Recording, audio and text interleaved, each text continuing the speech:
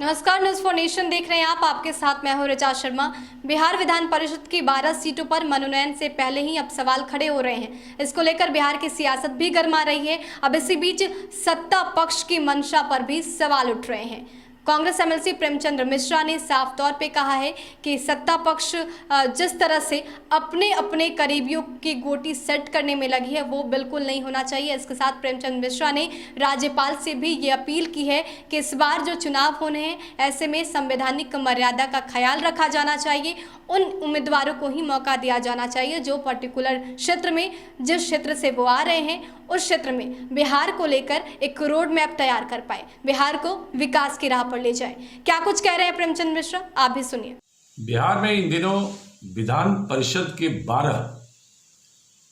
मनोनीत सदस्यों को लेकर सत्तारूढ़ गठबंधन में रस्साकसी चल रही है।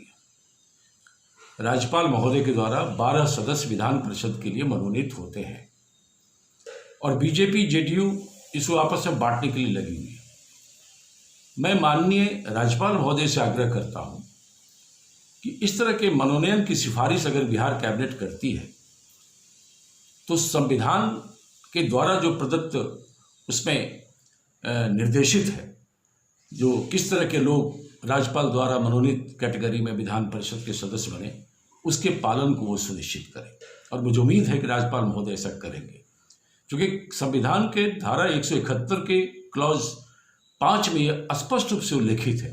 कि राज्यपाल द्वारा मनोनीत सदस्य को विज्ञान के क्षेत्र में उन्हें वैज्ञानिक होना चाहिए, उन्हें उच्च स्तर का आर्ट कला के क्षेत्र में कला पारखी होना चाहिए, उन्हें उच्च स्तर का साहित्यकार होना चाहिए, उन्हें उच्च स्तर का समाज सेवी होना चाहिए और उन्हें कोऑपरेटिव मूवमेंट में उनके क्या योगदान है बड़े स्तर पर उसका विशेषता होनी चाहिए।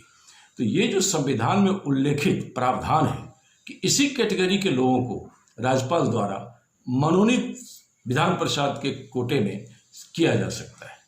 तो मेरा ऐसा मानना है कि बिहार के महामहिम राज्यपाल इन संवैधानिक प्रावधानों को स्पष्ट रूप से देखेंगे और अगर सरकार की तरफ से बीजेपी और जेडीयू से जुड़े कोई सक्रिय राजनीतिक नेता, मंत्री, पूर्व विधान पार्षद, पूर्व विधायक, पूर्व मंत्री, ऐसे लोगों का नाम जाता है तो मैं समझता हूँ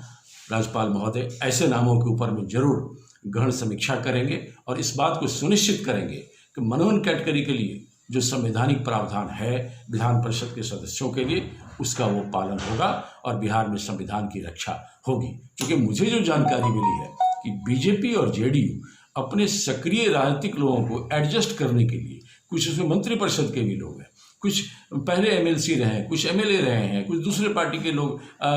भगोड़े आने वाले हैं, इस तरह के कैटेगरी के लोगों को अगर वो विधान परिषद में वैज्ञानिक और समाज सेवी और कला पारखी के रूप में अगर मनोनीत करना चाहते हैं तो कहीं न कहीं इसको लेकर लोगों को मजबूरी में कोर्ट जाना पड़ेगा।